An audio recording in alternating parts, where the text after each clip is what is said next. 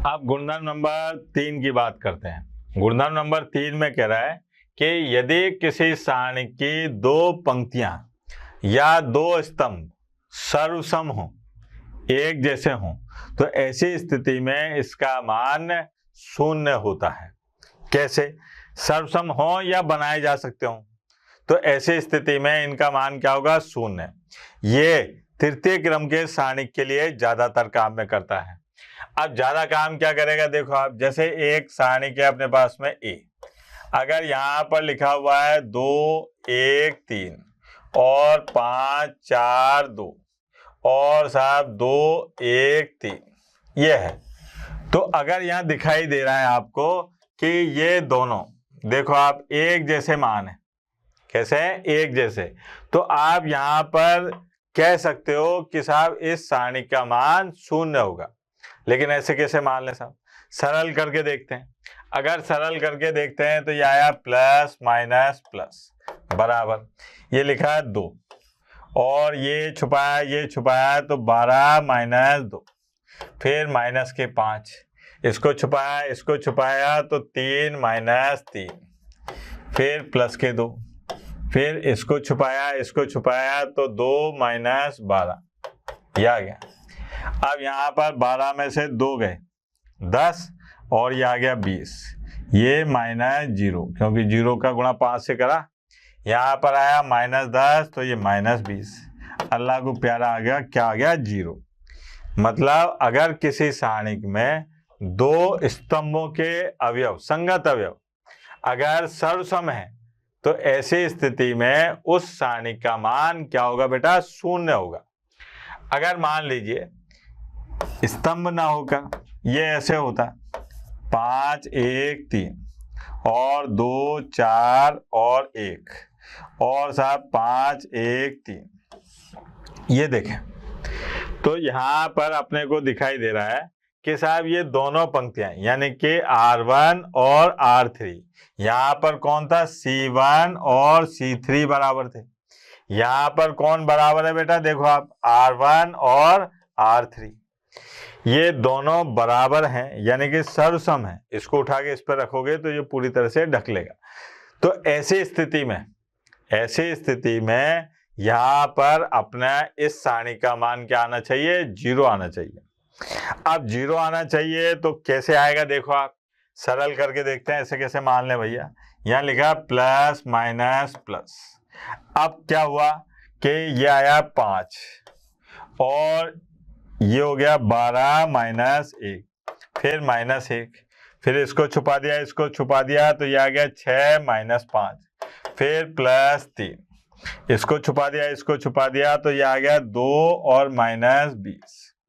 ठीक है बेटा, अब सरल करते हैं। ये आ गया 55, ये आ गया माइनस का 1, यहाँ पर देखो आप, ये आया माइनस के 18 और ये आ गया माइनस 54, ये आ गया साहब 0। अगर दो पंक्तियों के मान सर्वसम है, ठीक है, और साहब या दो स्तंभों के मान सर्वसम है, तो ऐसी स्थिति में उस सारणी का मान क्या होगा? शून्य होगा। अच्छा बेटा, ये सर्वसम का इस्तेमाल क्यों कर रहा है? शब्द जो है उसको पकड़ो आप। ये सर्वसम क्यों बोल रहा है? सर्वांग सम क्यों नहीं बोल रहा? यानी कि इसके सारे अंग समान हो। सर्वसम और सर्वांग सम में अंतर होता है। ठीक है, सर्वसम में क्या होता है? उसके जैसा दिखता है, ठीक है, लेकिन सर्वांग सम में बिल्कुल उसके जैसा दिखता है। अब देखें कैसे सर्वसम से क्या कहना चाह रहा है ये, कि अगर मान लीजिए एक सारणी लिया मैंने ए और इसके अंदर अवयव हैं 2 1 3 और साहब 5 4 2 और ये है 4 2 और 6, ये है सब। ठीक है, ये क्या है अपने पास में? अब इसमें आप देखो कि अगर R1 और R3 को देखा जाए तो इसमें कुछ रिश्तेदारी दिख रही है। क्या रिश्तेदारी दिख रही है साहब? ये रिश्तेदारी दिख रही है कि जो R3 है ये वास्तव में बराबर है 2 गुणा R1 के।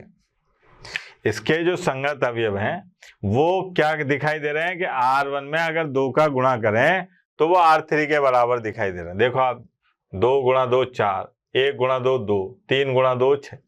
तो ऐसी स्थिति में इसका मान क्या होगा? 0 होगा। अब ऐसे कैसे मान ले साहब 0 होगा? तो उसके लिए अपने पास में क्या है, इसको सरल करके देखते हैं। ये है अपने पास में प्लस माइनस प्लस, ठीक है बेटा।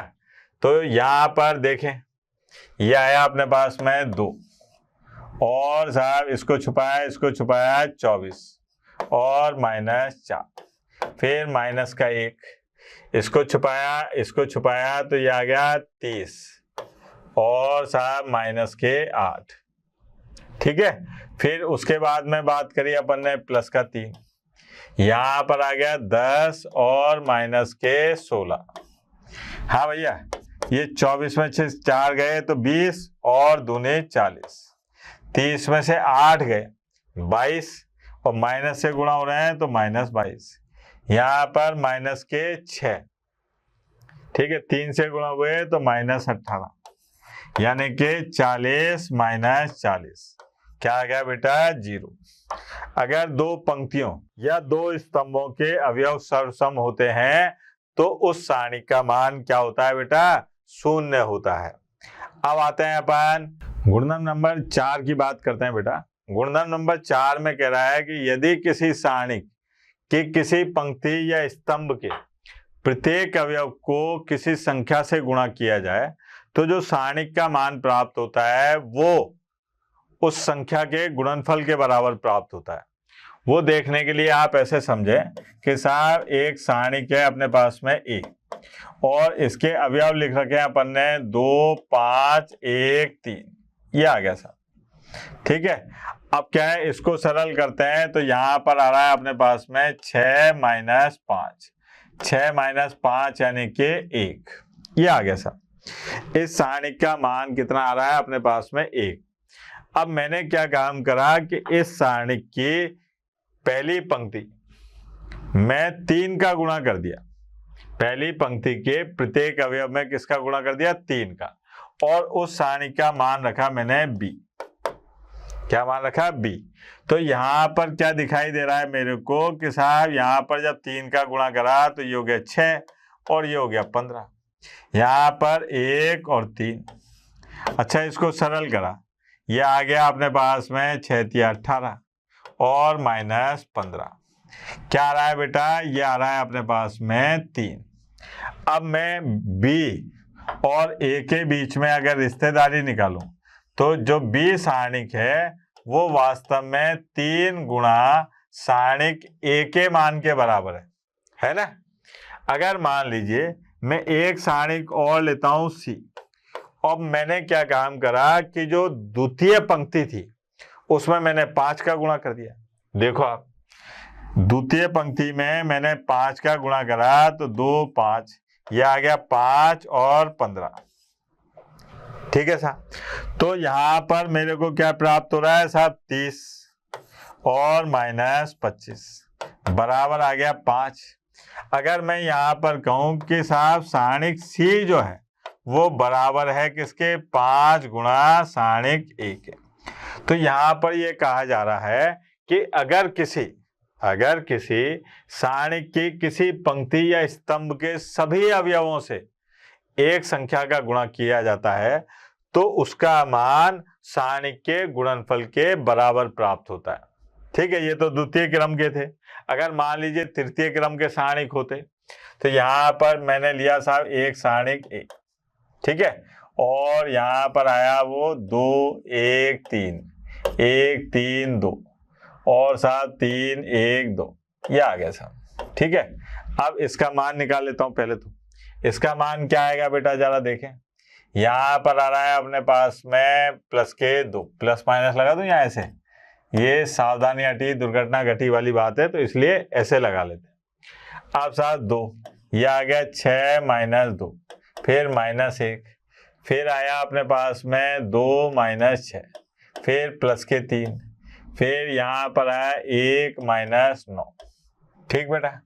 अब 6 में से 2 गए तो 4 और ये 8, ये आ गया -4 और ये प्लस के 4, 9 में से ये गए -8 और ये आ गया 24, ठीक है।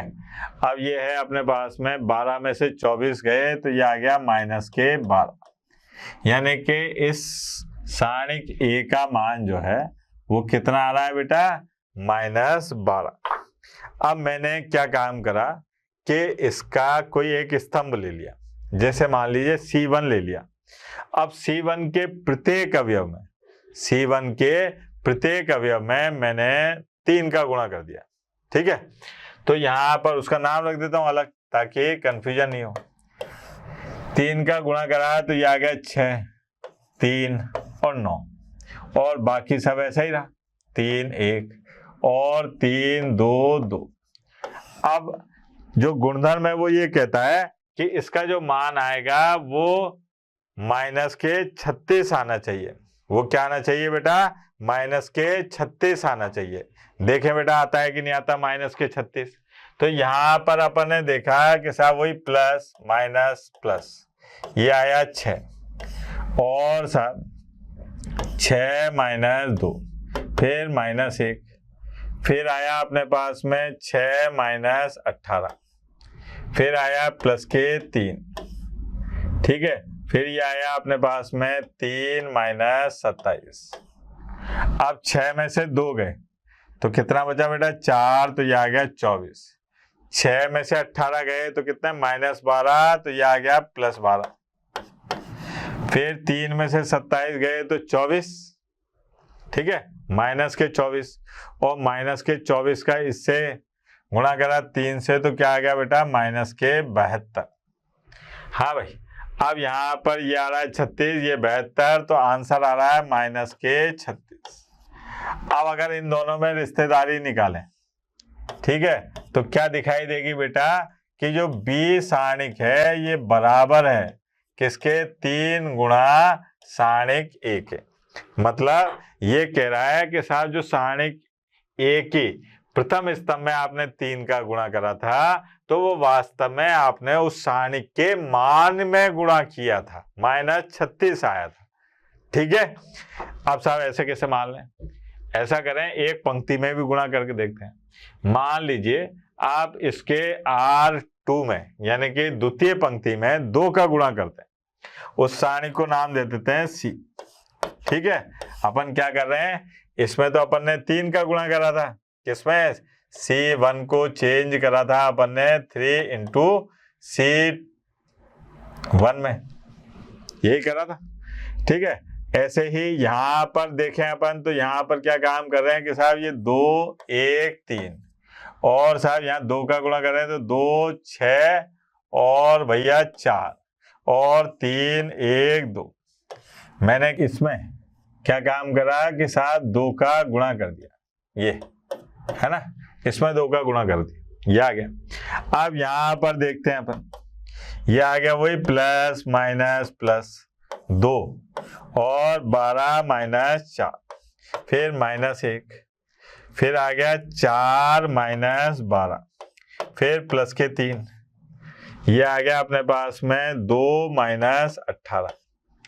अब 12 में से 4 गए तो 8, और 8 और 16, 4 में से 12 गए तो -8, और ये आ गया प्लस के 8, फिर 16 माइनस के -16 तिया -48, ये आ गया माइनस के 40, और 40 में से 16 गए तो कितना आ गया बेटा, -24। मतलब ये हुआ कि अगर मैं सारणिक C के बारे में पूछूं तो ये बराबर है 2 गुणा सारणिक A के। तो साहब गुणधर्म नंबर 4 जो है वो बिल्कुल सही है। गुणधर्म नंबर 4 ये कहता है कि साहब अगर किसी पंक्ति या स्तंभ में किसी संख्या का गुणा किया जाए तो उस सारणिक का जो मान है, उस सारणिक का जो मान है उस संख्या के गुणनफल के बराबर प्राप्त होता है। ठीक है बेटा, अब आते हैं अपन गुणधर्म नंबर 5 पर। हाँ भाई, यदि किसी पंक्ति या स्तंभ में प्रत्येक अवयव को 2 पदों के योग के रूप में लिखा जाता है तो सारणिक को 2 सारणिकों के योग के रूप में व्यक्त कर सकते हैं। मतलब ये ऐसा कहना चाह रहा है, ठीक है, काम में आएगा आगे, कि अगर मान लीजिए कहीं पर लिखा हुआ है सारणी पहले द्वितीय क्रम का कि x प्लस ए और साहब y प्लस बी और यहाँ लिखा हुआ है 3 और 5 ऐसे, ठीक है। तो इसको अपन ऐसे लिख सकते हैं कि साहब यहाँ पर ये है x और साहब 3 और y और 5 और प्लस ये आ गया अपने पास में a और 3 और साहब b और 5, ये हो गया साहब, ठीक है। अब बालक समझ नहीं पाया कि यार इसको कैसे सरल करा आपने, तो यहाँ पर मैं संख्या से दर्शाता हूँ साहब। जैसे मान लीजिए मैंने यहाँ पर लिखा साहब 3 प्लस 2 और साहब 5 प्लस 4 और ये है 3 और 2, ठीक है बेटा। तो इसको मैं कैसे लिख सकता हूँ, इसको मैं लिख सकता हूँ कि साहब 3 3 5 2 और प्लस यहाँ पर आ गया 2 3 और साहब 4 2। अब बालक कहे कि साहब ये बराबर आएंगे क्या मान, तो निकाल के देख लेते हैं। 6 माइनस 15, 6 माइनस 15, ठीक है। और साहब ये आ गया 4 माइनस 12, 4 माइनस 12 कितना है बेटा, 6 में से 15 गए तो माइनस के 9 और माइनस के 8, ये आ गया माइनस के 17। अब इसको सरल करके देखें तो वास्तव में ये क्या था, 5 3 और 9 2, तो ये आ गया 10 और माइनस के 27 बराबर आ गया किसके, माइनस 17 के। देखो आप, तो इसका मतलब अगर किसी पंक्ति और स्तंभों के जो पद हैं वो दो पदों के योग के रूप में व्यक्त हैं, तो आप उसको दो सारणिक के रूप में अलग अलग करके लिख सकते हैं, दो सारणिक के रूप में अलग अलग करके लिखा जा सकता है।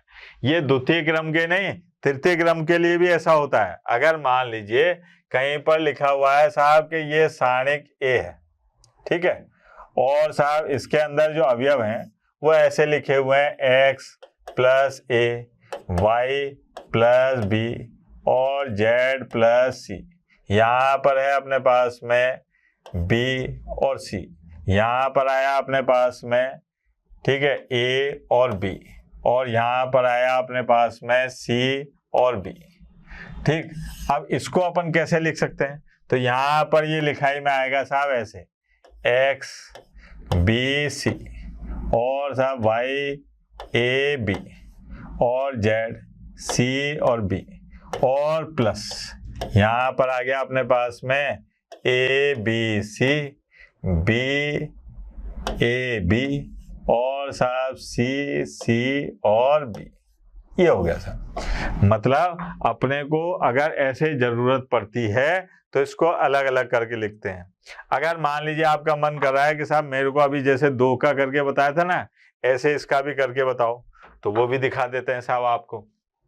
कैसे कि जैसे मान लीजिए अपने पास में एक सारणिक है, ठीक है, यहाँ पर लिखा अपन ने कि साहब 3 प्लस 2 और साहब 4 प्लस 3 और 5 प्लस 4, ये आ गया 1 2 3 3 1 2, ये है। इसको मैं अलग अलग करके लिखता हूँ, ठीक है। तो इसको ऐसे लिखा जा सकता है साहब कि 3 1 3 और 4 2 और 1 और साहब 5 3 2 और प्लस यहाँ पर लिख सकते हैं 2 1 और 3, ठीक है, फिर 3 2 1 और 4 3 और 2, यह आ गया साहब, ठीक है। इसको सरल करके देख लेते हैं, इसको सरल करते हैं पहले। तो ये आ गया 3 और 4 माइनस 3 माइनस 4, ये आ गया अपने पास में 2 माइनस के 9, फिर प्लस के 5, ये आ गया अपने पास में 1 माइनस 6, फिर इसको सरल करा तो ये आया अपने पास, इसको पहले तो इसको सरल करा भाई, फिर प्लस, हाँ भैया, यहाँ पर आया अपने पास में 2 और 4 माइनस 3, फिर माइनस 3, हाँ भाई, ये आया अपने पास 2 माइनस 9 और प्लस के 4, फिर ये आया अपने पास में 1 और माइनस 6। सरल करो साहब, 4 में से ये आ गया अपने पास में 3, माइनस के 7 और प्लस के माइनस माइनस प्लस, ये आ गया 28, माइनस 5, माइनस 25, फिर प्लस, हाँ भैया 2 और माइनस 7 और ये आ गया प्लस के 21 और माइनस 5 और ये आ गया माइनस के 20। अब इसको सरल कर लो बेटा, ये आ गया 3 प्लस 3 और प्लस 23 में से 20 गए, ये आ गया 6 और 3, कितना हो गया बेटा 9, ये हो रहा है 9।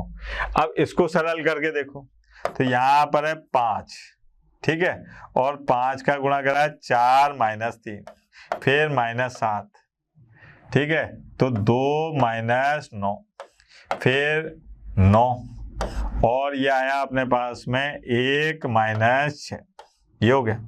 इसको सरल करके देखें अपन, 4 में से ये 5 माइनस के 7 और ये प्लस 49, फिर यहाँ पर है माइनस के 5, तो ये आ गया माइनस के 45।